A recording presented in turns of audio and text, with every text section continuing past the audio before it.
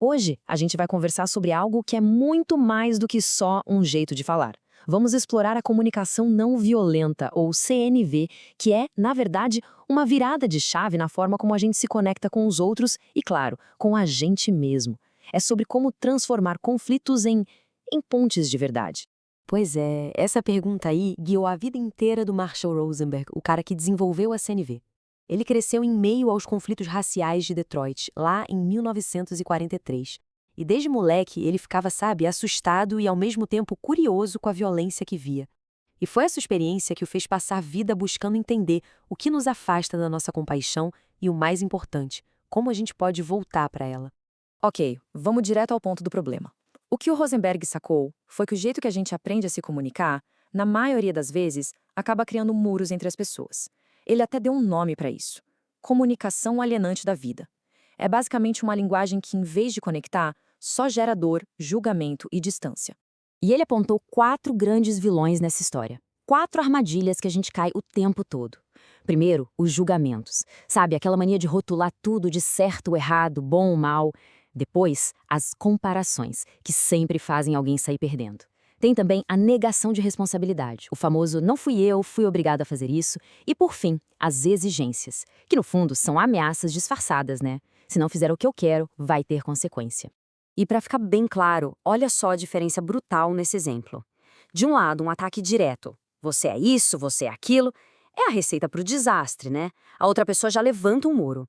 Agora, do outro lado, a gente tem uma expressão honesta da própria experiência. Percebe? A pessoa foca no fato, no que aconteceu, depois fala do próprio sentimento e da necessidade por trás dele.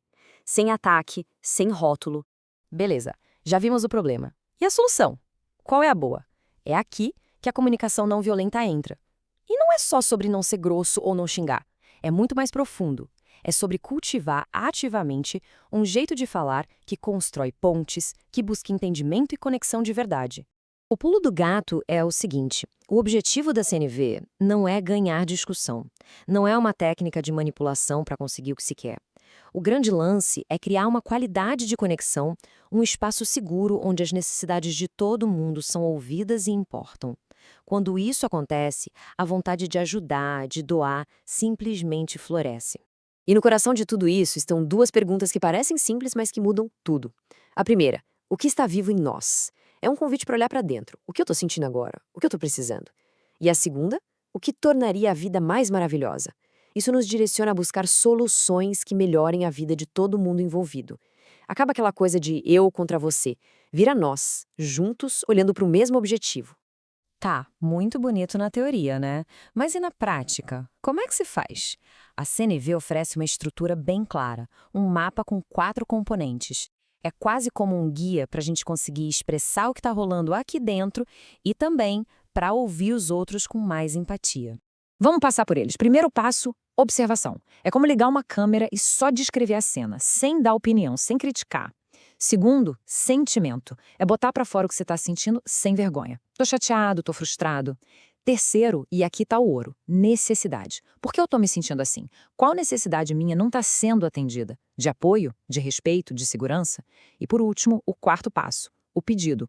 Um pedido claro, concreto e positivo. E que seja um pedido de verdade, não uma ordem disfarçada.